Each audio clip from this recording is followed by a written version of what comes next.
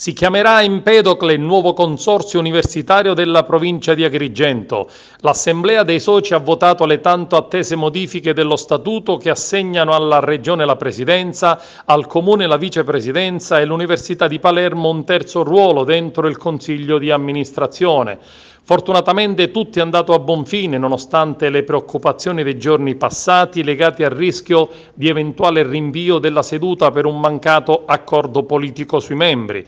Adesso sarà possibile ripartire con la nuova offerta formativa nell'anno accademico 2019-2020, con i 3 corsi di laurea, cioè economia e scienze aziendali, scienze dell'educazione, architettura e ambiente costruito. La scelta di intitolare il nome al filosofo acracantino Empedocle è emblematica per sottolineare le radici classiche di Agrigento e il suo legame con la storia antica di questa città. Accogliamo con grande favore la nascita di Empedocle, Consorzio Universitario di Agrigento, e le prime dichiarazioni del rettore dell'Università degli Studi di Palermo, professor Fabrizio Micari. Ci siamo impegnati per il territorio agrigentino attivando dei nuovi corsi di studio che concorreranno allo sviluppo del territorio, consentendo anche un risparmio alle famiglie. L'obiettivo è di preparare i nostri giovani all'ingresso nel mondo del lavoro, con una spiccata attenzione agli asset di riferimento della Regione Sicilia. È un nuovo inizio, un nuovo cominciamento dopo quel 2015 che vide celebrare, inscenare un funerale del Consorzio Universitario Agrigentino, la morte paventata dell'Università d'Agrigento. Con questa nuova strutturazione che vede la Regione dentro con una posizione di responsabilità primaria, in particolare l'assessorato regionale all'istruzione e alla formazione.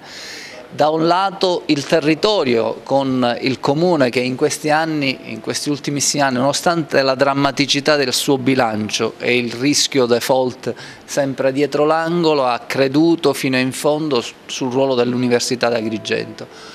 Adesso nasce Empedocle, Consorzio di Universitario Agrigento, e presentiamo sin dalle prossime settimane i nuovi corsi di laurea che partono ad Agrigento, per cui per i giovani agrigentini c'è, oltre Palermo, oltre le altre università, c'è la possibilità di fare formazione universitaria qui ad Agrigento sotto casa, con un risparmio economico notevole per le famiglie e per coloro che scelgono quei corsi di laurea, e nello stesso tempo leghiamo l'Università di Agrigento alle specificità del nostro territorio. Rinviate al momento le dimissioni dell'attuale Consiglio di amministrazione a partire dal Presidente Busetta, dato che per le modifiche dovranno essere vigenti prima di essere trasmesse all'assessorato regionale. Anche il consigliere comunale Pietro Vitellaro, da sempre in prima linea a favore dell'Università di Agrigento, ha dichiarato: in questi anni abbiamo fatto sacrifici, abbiamo manifestato, ma non abbiamo mai smesso di crederci,